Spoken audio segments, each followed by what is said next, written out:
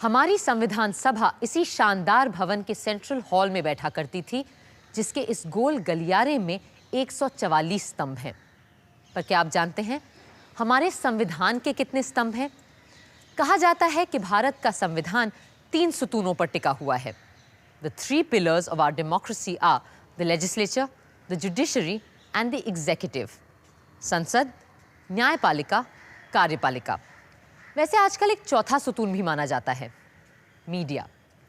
सबसे पहले सन 1942 में समाजवादी अर्थशास्त्री और गुजराती नाटककार प्रोफेसर के.टी. शाह ने संसद, न्यायपालिका, कार्यपालिका की इस त्रिवेणी की बात अपने एक नोट में की थी। प्रिय राजेंद्र प्रसाद जी, जैसा आपसे वादा था, मैं आपको संविधान के जनरल डायरेक्टिव्स के बारे में एक दस्तावेज भेज रहा हूं, जो पिछले जून में पंडित जवाहरलाल नेहरू के कहने पे मैंने तैयार किया है। इसमें अमेरिकन, ब्रिटिश और फ्रेंच तीनों संविधानों को एक आदर्श के रूप में लेने की कोशिश है। सरकार के कार्यकलाप और संघ के दूसरे अंगों के काम को भी अलग और स्पष्ट करने की चेष्टा मैंने की है। संघ के इन 3 स्तंभों में से प्रत्येक का एक पृथक और स्वतंत्र अधिकार क्षेत्र होना ही चाहिए। जैसा प्रोफेसर के.टी. शाह ने कहा, संविधान सभा के सामने कई मॉडल्स थे। ब्रिटेन की कैबिनेट सरकार, स्विट्जरलैंड की सीधी चुनी गई कार्यपालिका और अमेरिका का राष्ट्रपति मूलक शासन तंत्र। ऐसे में संविधान सभा के अध्यक्ष डॉक्टर राजेंद्र प्रसाद ने संवैधानिक सलाहकार सर बेनेगल नरसिंह राव को बुला भेजा। आइए आइए राव साहब, बैठिए। Thank you sir. अरे सर तो आप हैं, सर बेनेगल नरसिंह राव। अच्छा, ये बताइए कि क्या ये जरूरी है कि हम अपने संविधान को इंग्लैंड, स्विट्जरलैंड और अमेरिका के संविधान के आधार पर ही बनाएं? No, sir, absolutely not. There are several other models that we have with us, including those of Canada, Ireland, South Africa. But we need to study them all carefully and, according to our context and needs, choose those aspects which we can incorporate in our constitution. Exactly. I couldn't agree with you more. लेकिन आपकी तरह सब लोगों को, यहाँ तक कि हमारे अच्छे वकीलों को भी दुनिया के संविधानों के बारे में मालूमात कहाँ है? Yes, sir. That is why I thought of drafting a questionnaire, which we will send out to all our members, asking for their written opinion about the rights and the formation of the executive, and also begin telling them about the choices made by other countries. बल्कि इस questionnaire से जल्द और ज्यादा से ज्यादा लोगों के ख्यालात का भी पता चलेगा, और तब हो सकता है जून 48 तक हम संविधान के काम को पूरा भी कर पाए। Yes, sir. I will immediately begin drafting the questionnaire and send it out to all members of the central and provincial assemblies. Thank you. 17 मार्च 1947 को constitutional adviser sir B N. Rau ने 27 सवालों की एक प्रश्नोत्तरी बनाई। इसमें हर तरह के सवालों के साथ दुनिया भर के संविधानों के उदाहरण भी सामने रखे गए थे। जैसे, क्या राष्ट्रपति को दोबारा चुना जा सकता है? सवाल के साथ लिखा था, अमेरिका में रूजवेल्ट के अपवाद के अलावा जिन्हें 4 बार चुना गया, राष्ट्रपति का निर्वाचन केवल 2 बार हो सकता है। वहीं स्विट्जरलैंड में राष्ट्रपति को दोबारा चुने जाने का अधिकार ही नहीं है, और आयरलैंड में राष्ट्रपति का चुनाव केवल 1 और बार हो सकता है। सभी राज्यों की विधानसभाओं और संविधान सभा के सदस्यों को ये प्रश्न पत्र भेजा गया। What should be the designation of the head of the Indian Union? It should be president. No. Rashtrapati. Sounds more Indian. It is president for me. What should be his term in office? It should be 4 years. 6, I think. Should he be eligible for re-election? Yes. But not for more than 2 consecutive terms like in United States of America. Yes, but for a further period of not more than 3 years. What should be the nature and type of the Union executive? British, that is parliamentary, or American, which is presidential, or Swedish, which is a mixture, or something else? Parliamentary, of course. For once, I agree with you. Parliamentary. Parliamentary it is. सिर्फ 2 जवाब? Yes, sir. From Dr. Shyama Prasad Mukherjee of Bengal and Sardar K.M. Panikkar of Travancore, and 7 more from the provinces. लेकिन राव साहब, ऐसी हालत में हम constitution के खाके को लेकर आगे कैसे बढ़ेंगे? Don't worry, sir. I will immediately start drafting a memorandum for the Union Constitution. और साथ ही आपको कॉन्स्टिट्यूशन के क्लॉजेस के ड्राफ्ट भी तैयार करने पड़ेंगे। देख लीजिएगा, एक बार ढांचा बनने के बाद सब लोग नुक्ताचीनी करने खड़े हो जाएंगे, लेकिन शुरुआती दौर में कोई सामने नहीं आएगा। राव साहब चाहते थे कि प्रेसिडेंट को पूरे राष्ट्र द्वारा एक सार्वजनिक चुनाव से इलेक्ट किया जाए, पर उनकी ये तजवीज़ मानी नहीं गई। उसी समय श्री अल्लाडी कृष्णस्वामी अय्यर और श्री गोपालस्वामी अयंगार ने भी एक मेमोरेंडम तैयार किया, जिसमें राष्ट्रपति को बहुत से अधिकार दिए गए। इस प्रस्ताव में राष्ट्रपति को सेनाओं का सर्वोच्च कमांडर इन चीफ नियुक्त करने, संसद द्वारा पारित बिलों को वापस कर देने और मंत्री परिषद के कहने पर लोकसभा को भंग करने जैसे अधिकार पहली बार सामने आए थे। इन्हीं प्रस्तावों के आधार पर यूनियन कॉन्स्टिट्यूशन कमेटी का बनाया प्रारूप 21 जुलाई 1947 को पंडित जवाहरलाल नेहरू ने सभा के सामने रखा।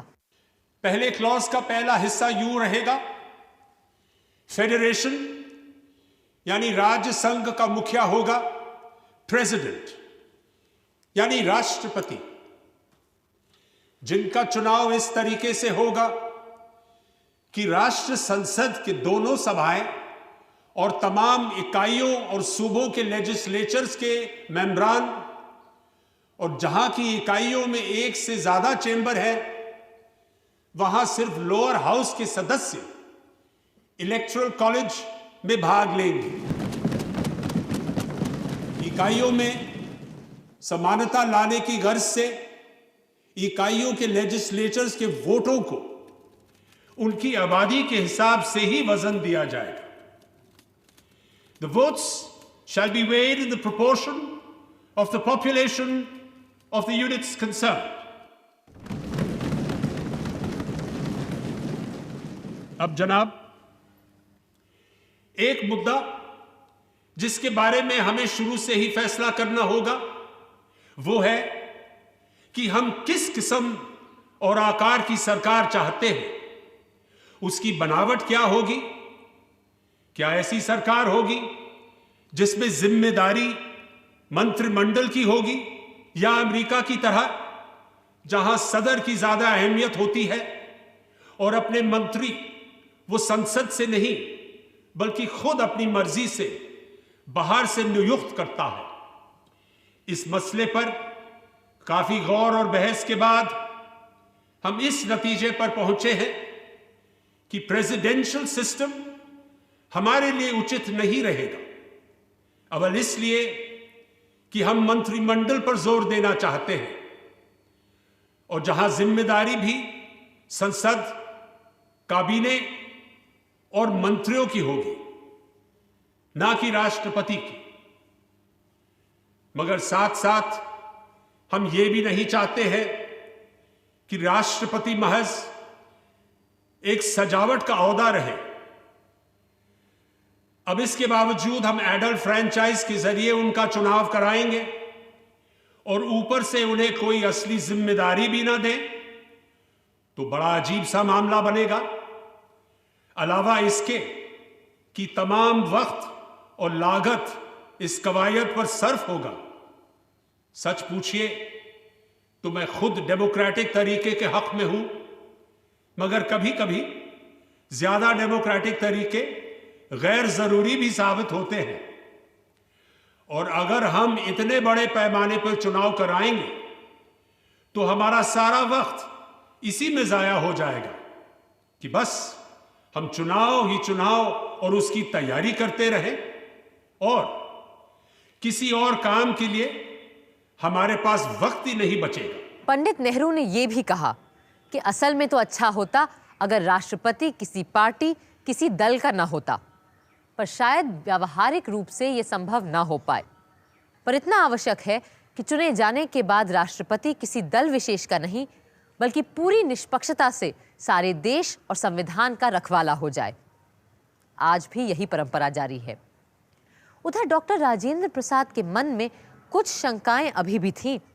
राव साहब, द क्वेश्चन इज कि क्या राष्ट्रपति के पास मंत्रिमंडल द्वारा भेजे गए बिलों को स्वीकार करने या अस्वीकार करने का अधिकार होगा या नहीं होगा? In my opinion, no. और अगर वो बिल संविधान के खिलाफ जाता हो तब भी ये बात लागू होगी? Sir, if the president, in some particular case where his view differs from that of his ministers, but accepts their views in deference of the convention, and that act should result in a breach of the Constitution, then the responsibility for that lies with the ministers and not with the president. और अगर no party has a majority in the house और ऐसी collision सरकार चुनाव हार जाती है, तो क्या तब भी प्रेसिडेंट को उस मंत्रिमंडल की सुननी पड़ेगी बनिस्बत इसके कि वो उसको डिसॉल्व करके एक नए प्रधानमंत्री को खड़ा कर सके? That is a difficult one, sir. But I think that a defeated ministry has no right to be advising the president in the selection of a new prime minister.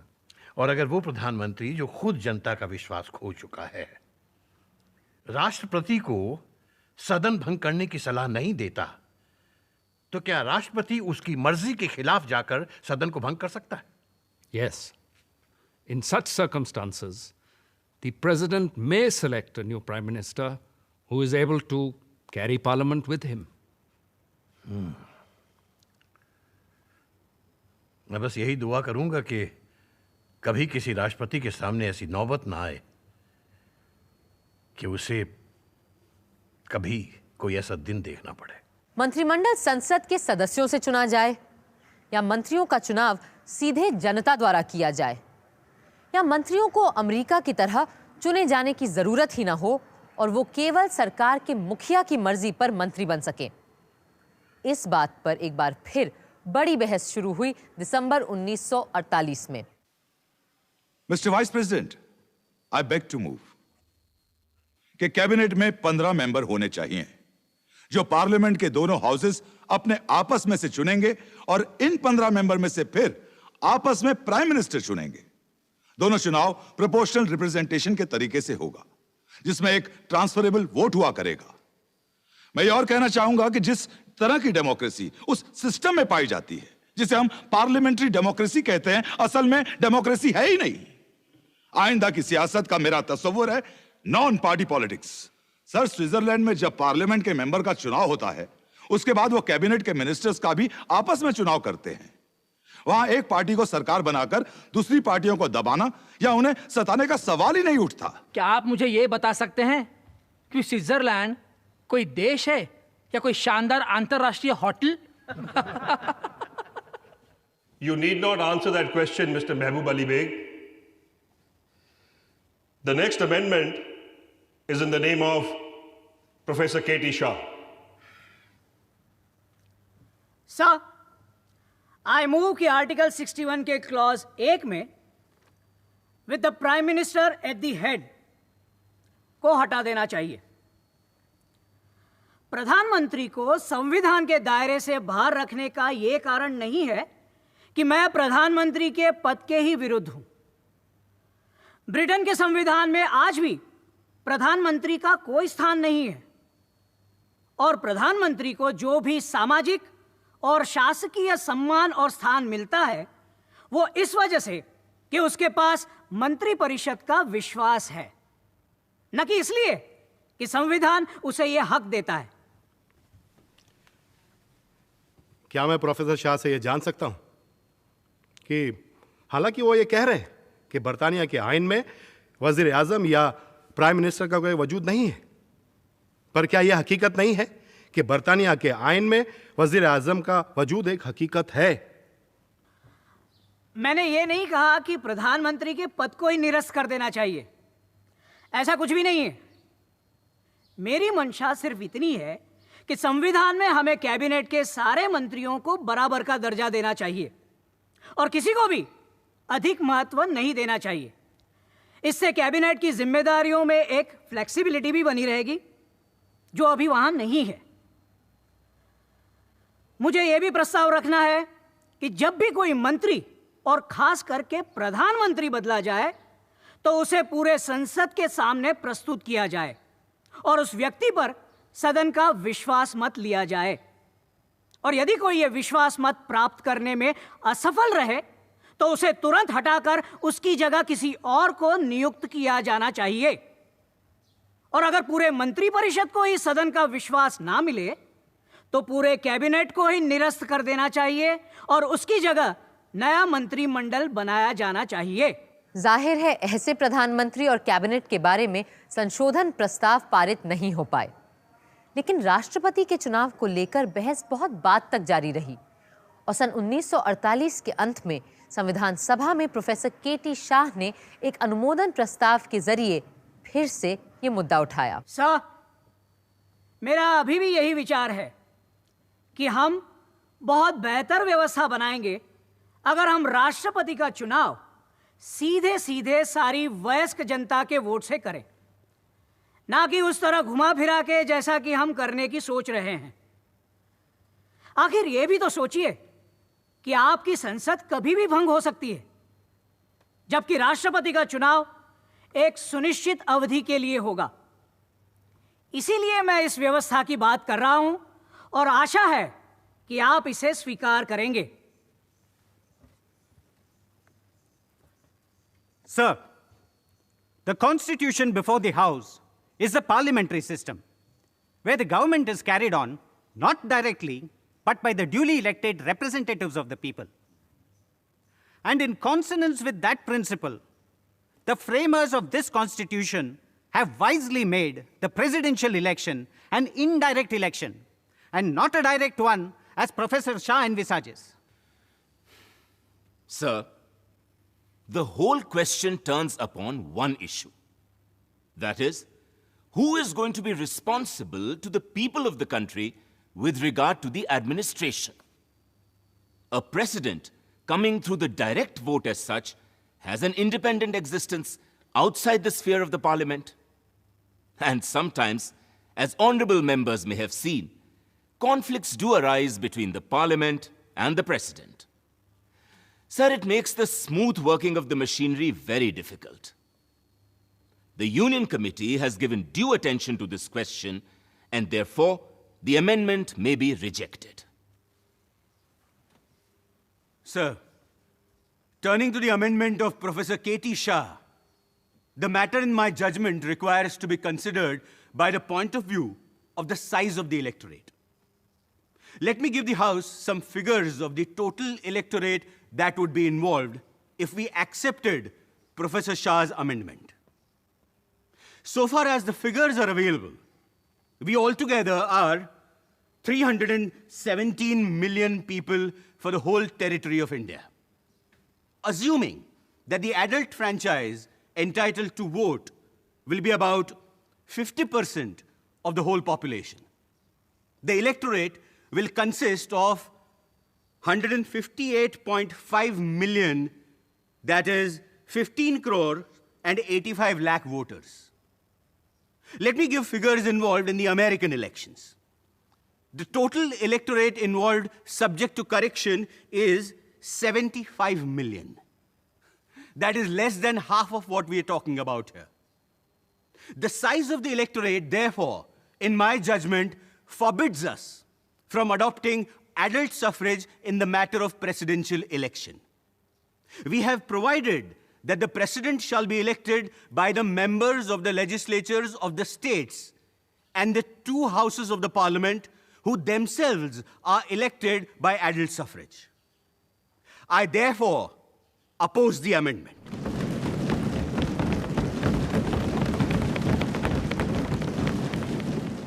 और यूं तय हुआ भारत के राष्ट्रपति के चुनाव का मसला। पर कार्यपालिका के दूसरे पक्षों को लेकर बड़ी बहसें हुईं। अल्पसंख्यकों के नुमाइंदे चाहते थे कि एक नॉन पार्लियामेंट्री एग्जीक्यूटिव सरकार बनानी चाहिए और मंत्रिमंडल का चुनाव धर्म जाति के अनुपात में प्रोपोर्शनल रिप्रेजेंटेशन द्वारा किया जाना चाहिए। खुद कांग्रेस पार्टी के दलित नेता भी चाहते थे कि अल्पसंख्यकों और हरिजनों को मंत्रिमंडल में आरक्षण दिया जाए। डॉक्टर अंबेडकर ने तो इस बारे में एक पर्चा ही तैयार कर डाला। The application of the British system to India will mean British parliamentary system.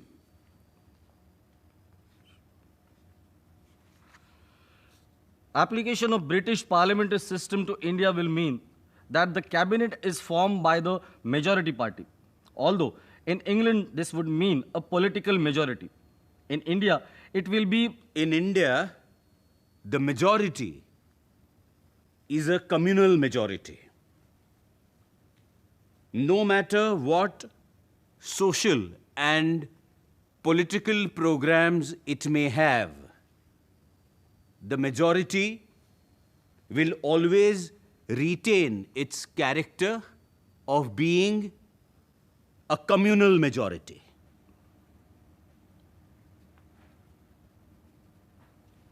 Aage. The majority in Britain is under no obligation to bring a representative of the minority communities into the cabinet. But in India, this will be wrong. No. Likho. In India, it will be forever threatening and prove a menace to the life, liberty, and pursuit of happiness of minorities in general and untouchables in particular. It would make the majority community a governing class and the minority community a subject race.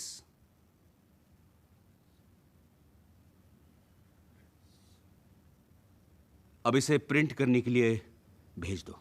Ji Sardar, Muslim league और अंबेडकर साहब की तो बात समझ में आती है, लेकिन अब अपने जगजीवन बाबू भी चाहते हैं कि कैबिनेट में माइनॉरिटीज और बैकवर्ड्स को रिजर्वेशन दिया जाए।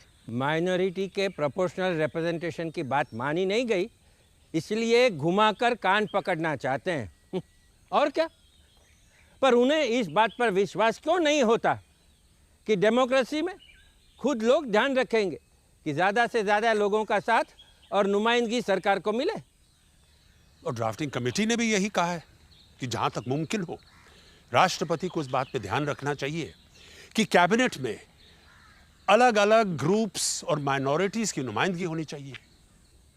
पर ये लोग इतनी आसानी से मानेंगे नहीं और सब कमेटी में वोट की जीत करेंगे। पार्टी की तरफ से व्हिप जारी करना होगा इस बारे में। बात बात पर व्हिप जारी करना ठीक नहीं है। प्रस्ताव पर वोट होगा तो देखा जाएगा। जब डेमोक्रेसी अपनाई है तो वोट से क्या डरना। लेकिन एक बात जो सबको समझनी चाहिए, किसी भी आईन में सब बातें लिखी नहीं जा सकती। कुछ ऐसी बातें होती हैं जिसे टैसिट कन्वेंशंस के लिए भी छोड़ना चाहिए। मैं यहीं ठहरता हूं, आप अपनी दौड़ पूरी कर आइए। हमें अपने आप, अपने मुल्क और अपनी सरकार पर भरोसा करना सीखना पड़ेगा।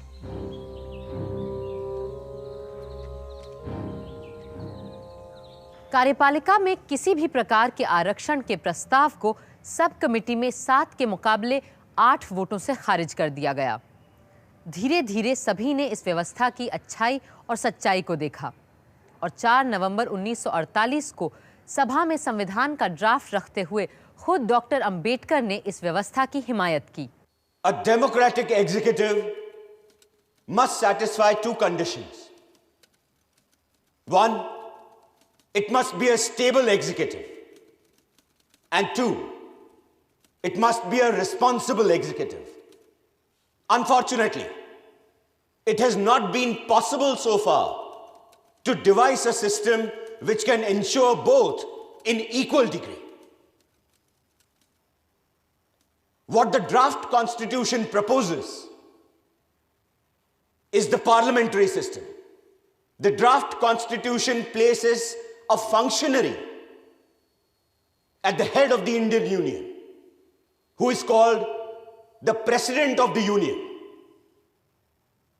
The President of the Indian Union will be generally bound by the advice of his ministers.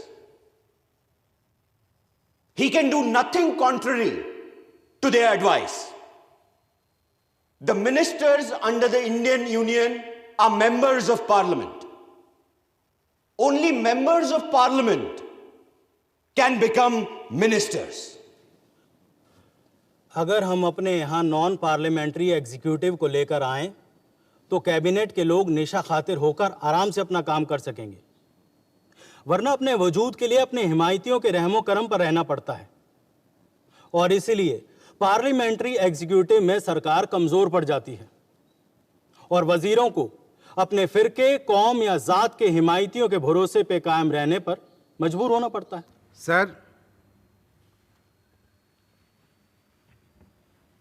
Sir, प्रजातंत्र का अर्थ है ऐसे बहुमत का राज जिसमें स्वतंत्र और मुक्त रूप से वोट दिए गए हों। पर हमारे देश में ऐसा देखा जाता है कि वोट स्वतंत्र नहीं होते, बल्कि कुछ लोगों के प्रभाव में डाले जाते हैं, और जैसे ही वोट प्रभावित हुए प्रजातंत्र समाप्त हो जाता है। सर, इसीलिए मेरा यह कहना है कि ऐसे पार्लियामेंट्री सिस्टम को हमें हटा देना चाहिए। संसदीय प्रणाली में विभिन्न पार्टी के लोगों को भरमा के वोट हासिल करते हैं ताकि बहुमत पाके अपनी सरकार बना सके। सर, यह बहुत ही गंभीर और खतरनाक बात है और हमें साफ दिखाई देता है कि ऐसे लोग सिर्फ अपने रिश्तेदारों और पार्टी के लोगों को ही खुश करने के लिए सारे काम करते हैं, सारे। पर प्रोफेसर केटी शाह और कई दूसरे लोग संविधान में सोचे गए 3 स्तंभ, संसद, न्यायपालिका, कार्यपालिका के सारे प्रावधानों से संतुष्ट नहीं थे। उपसभापति जी, sir, I beg to move संघ के मुख्य अंगों संसद, कार्यपालिका और न्यायपालिका के अधिकारों को एक दूसरे से पूर्णतः पृथक होना चाहिए। सर, मेरे विचार से ये एक चीज सारी दूसरी बातों से अधिक महत्व की है अगर हमें सिविल लिबर्टीज और रूल ऑफ लॉ को बचाना है। यह बहुत जरूरी है कि न्यायपालिका किसी भी शक और शुबे के दायरे से ऊपर रहे और इसीलिए उसे किसी भी प्रदूषण से बचाना जरूरी है। उम्मीद है मेरी खरी बात किसी को बुरी नहीं लगी होगी।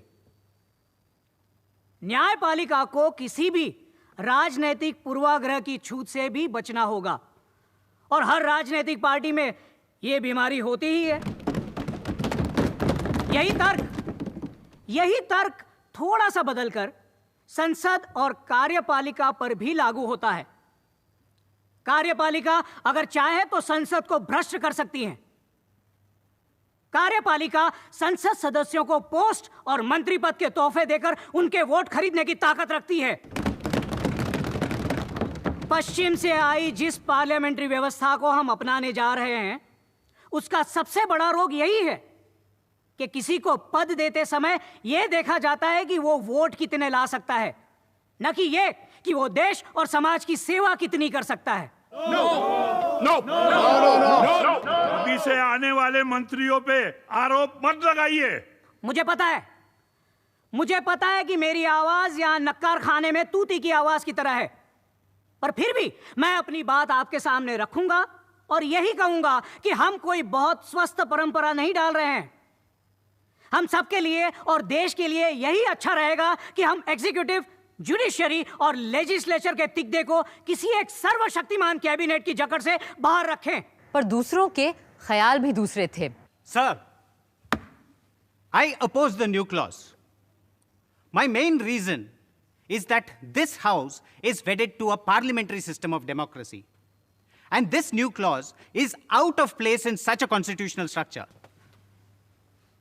व्यक्तिगत तौर पर मुझे लगता है कि यदि उन पर छोड़ दिया जाए तो डॉक्टर अंबेडकर अमेरिकन तंत्र को ही पसंद करते, और बहुत हद तक मैं उनसे सहमत भी हूं कि हमारी मौजूदा संसदीय प्रणाली में बहुत सारी कमजोरियां हैं।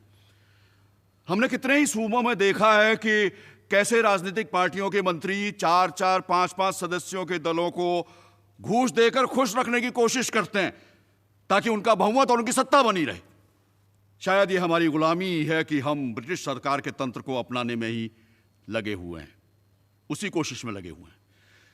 यदि ऐसा ना होता तो हमने अमेरिकन सिस्टम को अपनाया होता।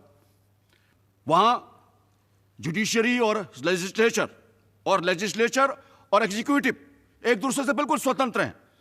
वहां की संसद देश के भले के लिए कोई भी कानून पास कर सकती है और उस कानून को मानना राष्ट्रपति की जिम्मेदारी हो जाती है, जबकि हमारे संविधान में सदन के नेता को पूरी संसद से बहुमत लेना पड़ता है और संसद सिर्फ उन्हीं कानूनों को पारित करेगा जो बहुमत वाली पार्टी को सही लगते हैं।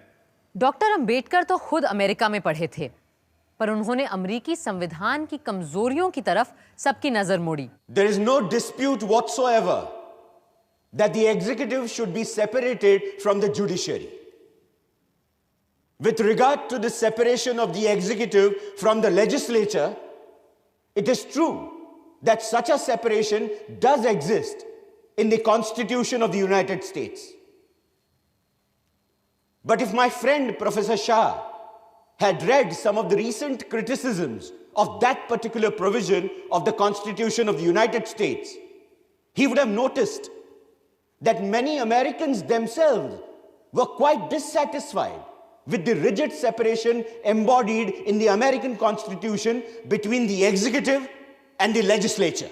श्री के.एम. मुंशी डॉक्टर अंबेडकर की हिमायत में खड़े हुए। दो कार्यपालिकाओं के बीच, यानी कि एक अमेरिकन मॉडल और दूसरे ब्रिटिश मॉडल के बीच चुनाव का सवाल ही कहां उठता है। ब्रिटिश मॉडल को ही सबने चुना है, सबने उसकी तारीफ की है, यहां तक कि खुद अमेरिकन कॉन्स्टिट्यूशनल एक्सपर्ट्स ने भी माना है कि यही कार्य प्रणाली आज के मॉडर्न युग यानी कि आधुनिक समाज के लिए बेहतर है। इसके अलावा हमें यह महत्वपूर्ण बात नहीं भूलनी चाहिए कि पिछले कमोबेश 100 सालों में हिंदुस्तान में हमने ब्रिटिश संविधान के कानून को ही मानकर काम किया है और हमारे कॉन्स्टिट्यूशनल ट्रेडिशंस धीरे धीरे पार्लियामेंट्री ही बन गए। फिर क्यों हम अपने 100 सालों के अनुभव और रवायत को छोड़कर किसी ऐसे कानून को अपनाने की कोशिश करें जो खुद सिर्फ 150 साल पहले बनाया गया था और आज भी जिस पर अमेरिका में भी सवालिया निशान लगते रहते हैं। इसलिए मैं ये दोहराना चाहूंगा कि प्रोफेसर शाह के द्वारा प्रस्तावित स्कीम को ना तो इस हाउस ने माना है, ना कहीं और इसके अच्छे नतीजे निकले और ऊपर से ये हमारे हिंदुस्तान की परंपरा का हिस्सा है ही नहीं। अतः मैं कहूंगा कि ऐसे अनुमोदन प्रस्ताव को खारिज कर दिया जाए, यही सही होगा।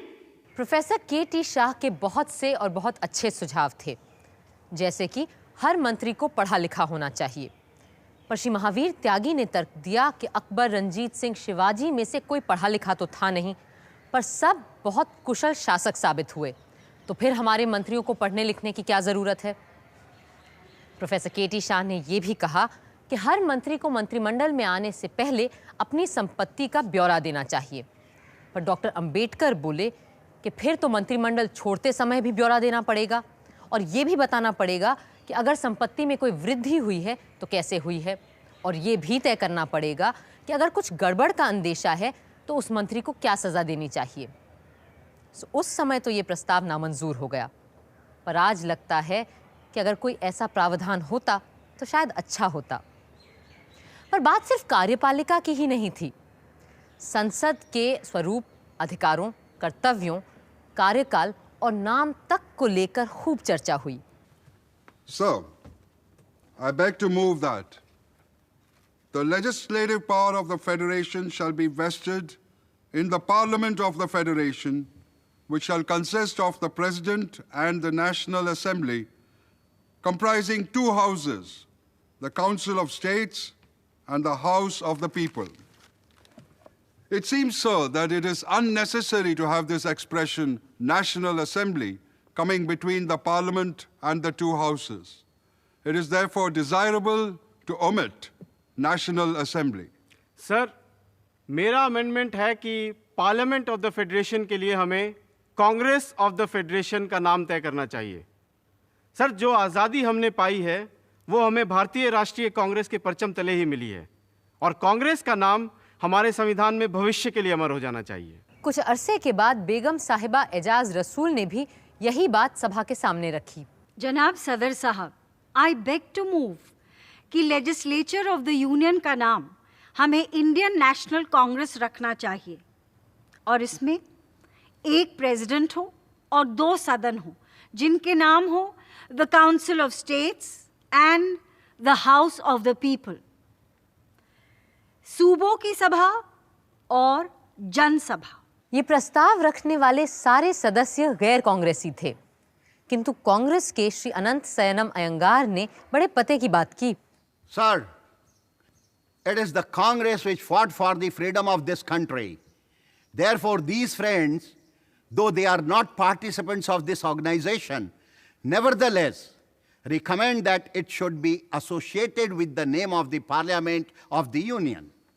However laudable this may be, it would lead to the accusation that the Congress has established one-party rule in the country, and it has even lent its name to the Parliament of the Union.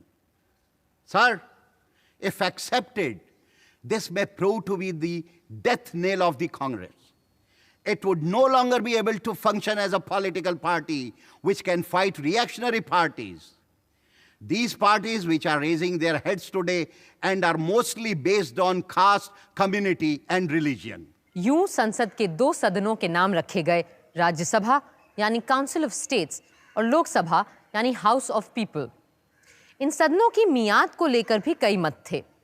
Union constitution committee ने लोकसभा का कार्यकाल सिर्फ 4 साल का रखा था, किंतु पंडित नेहरू और नेताजी सुभाष चंद्र बोस के चहेते आयरिश क्रांतिकारी प्रधानमंत्री एमन डिवलेरा ने कहा कि 4 साल का वक्त चुने गए सांसदों के लिए बहुत कम होता है, क्योंकि पहला साल तो सदन का कामकाज समझने में ही निकल जाता है और आखिरी साल चुनाव की तैयारी में। इसलिए लोकसभा का कार्यकाल कम से कम 5 साल का होना चाहिए। वहीं राज्यसभा के सदस्यों का कार्यकाल 6 वर्ष का रखा गया, जिनमें से हर 2 वर्ष पे सिर्फ 1/3 सदस्य सेवानिवृत्त होते हैं, ताकि ये सदन एक निरंतर धारा के रूप में चलता रहे। कार्यपालिका और विधान मंडलों के बाद आइए नजर डालते हैं तीसरे स्तंभ, न्यायपालिका यानी जुडिशरी पर। मैं जस्टिस वरदाचार्य जी का धन्यवाद करना चाहूँगा। हालांकि वो संविधान सभा के सदस्य भी नहीं हैं, फिर भी उन्होंने सुप्रीम कोर्ट के कॉन्स्टिट्यूशन ऑफ पावर्स को तय करने वाली एडहॉक कमेटी की सदारत स्वीकार करी है, क्योंकि अब आने वाले भविष्य में हमें अपने एक उच्चतम न्यायालय की आवश्यकता पड़ेगी। I will request Honorable Shri Vardacharya ji to please take over. Thank you, Mr. Munshi. It is my proud privilege to be working with all of you esteemed members of the Constituent Assembly on the question of creating a new superstructure that we will need now. Fortunately, at the level of lower and higher courts, we have inherited a well-constructed and smoothly functioning sound judicial system from the British. But now, we have to give thought to the establishment of a Supreme Court where the judgments of high courts could be brought to appeal. This apex court will also have to play the roles of an adjudicator between the provinces and the princely states when needed. My old friend from Madras High Court, where I served as a judge for some time, Alladi Krishnaswamy Iyer, is here. I know that he has given judicious thought to these issues. Mr. Iyer? Thank you, Your Lordship. Old habits die hard. That is how I have been addressing Sri Vardacharya for many years now. But I also know that we are here precisely to break old habits and make new conventions. Now, this new body, this Supreme Court, this whatever we may decide to name this APEC constitutional body, apart from being the highest platform for appeals, will have in its power and purview the necessary means to safeguard fundamental rights of every citizen of free India. That soon we will have. And unlike the Privy Council, this Supreme Court should also have the mandate and the authority to examine the constitutionality of any legislation that our parliament may make in the future.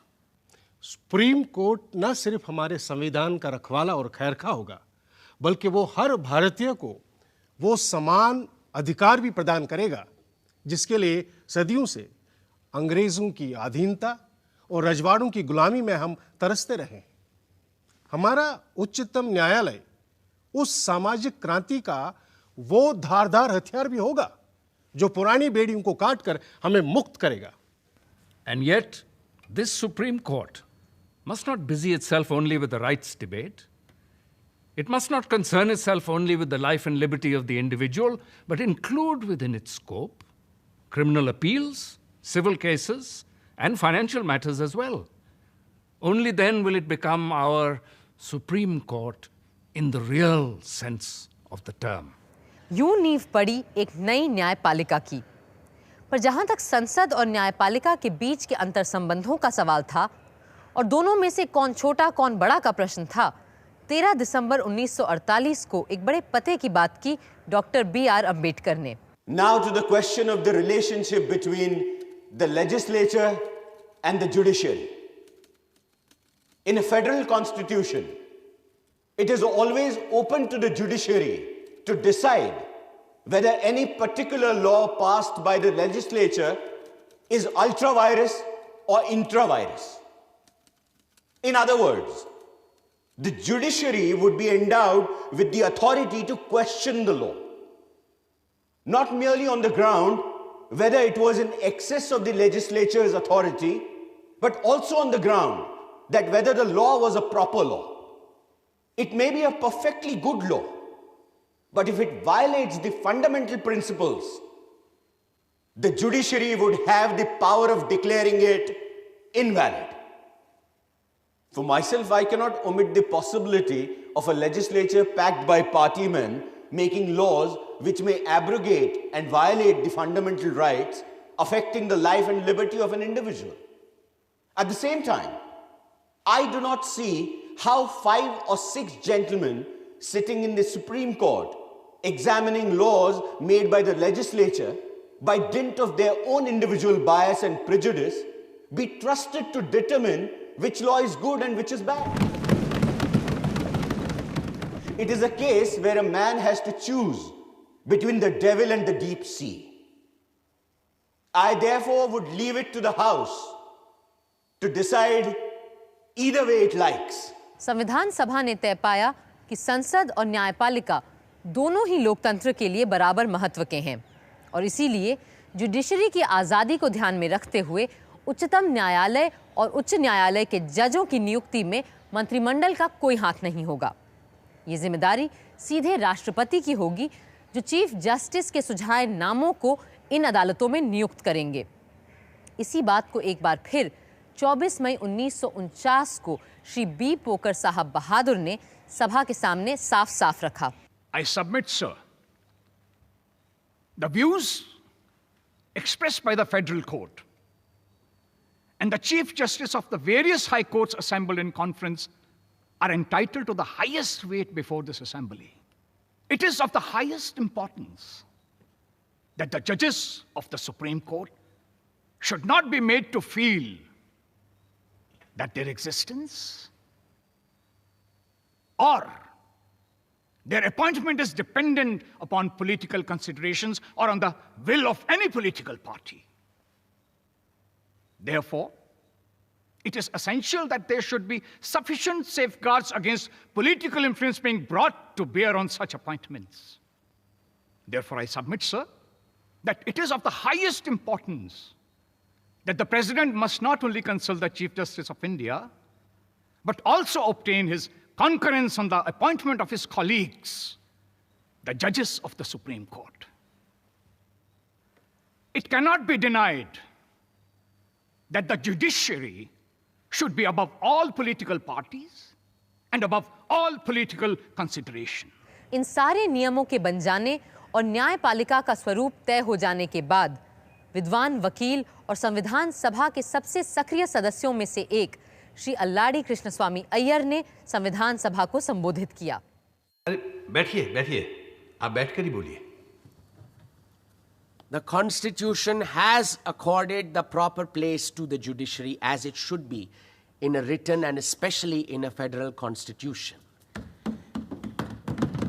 The Supreme Court in India, under the Indian Constitution, as this House is aware, has wider powers than the highest court in any known federation, including that of the United States of America, where the Supreme Court is not a general court of appeal.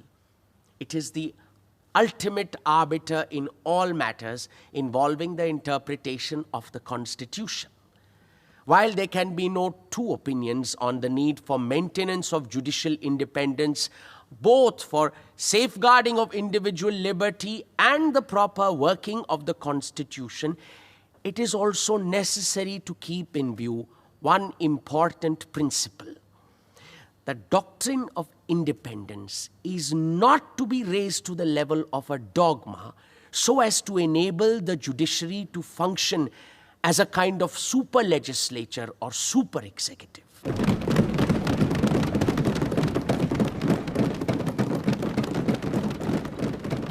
Sir,